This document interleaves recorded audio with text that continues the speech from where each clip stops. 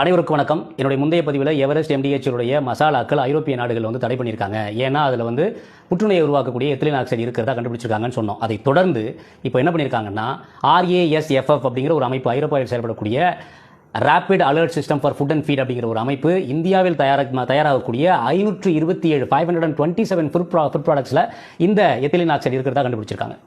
இது எவ்வளவு பெரிய சீர்கேடு, இது எவ்வளவு பெரிய அவலம், இது எவ்வளவு பெரிய கேவலம், அதையெல்லாம் தாண்டி இது எவ்வளவு பெரிய ஆபத்து, பேராபத்து, மிகப்பெரிய ஒரு ஆபத்தில் நம்ம சிக்கியிருக்கிறோம்.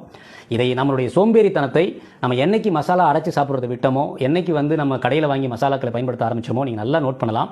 இந்த குறுகிய காலகட்டத்தில் புற்றுநோயாளிகளுடைய எண்ணிக்கை எந்த அளவுக்கு ரேப்பிடாக இன்க்ரீஸ் ஆகிருக்குங்கிறத நம்மளால் கண்கூட பார்க்க முடியுது.